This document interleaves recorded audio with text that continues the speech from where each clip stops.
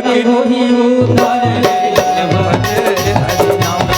कैसे चोला के होई उधार रे भजे हरि नाम कैसे चोला के होई उधार रे बिना भजे हरि नाम कैसे चोला के होई उधार रे बिना भजे हरि नाम कैसे चोला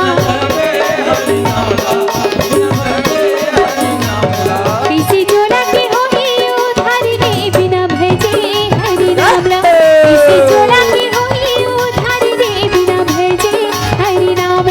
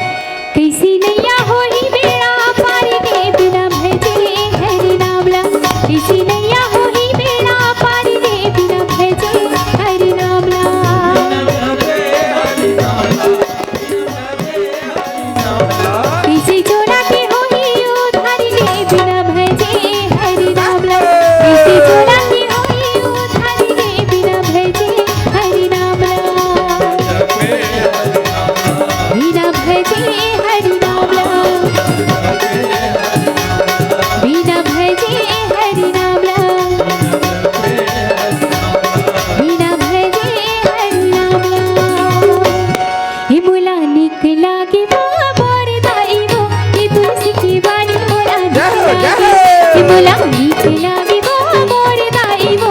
तुलसी के बानी मोला नीक लागे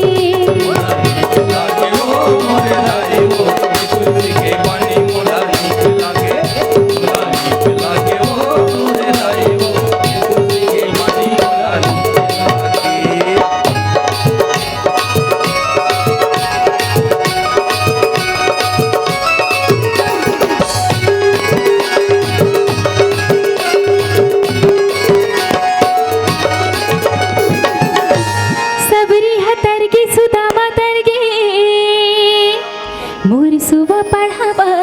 कड़ी का हतर गे सबरी हतर के सुदामा तर गे मोर सुबह पढ़ावा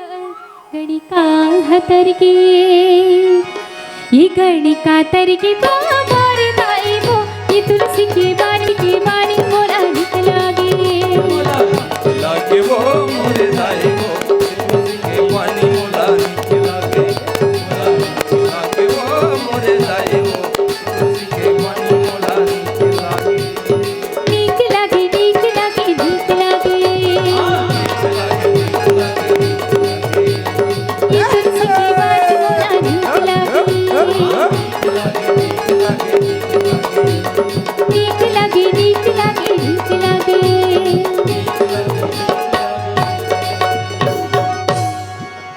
बोलिए लखन श्री रामचंद्र की जय हो।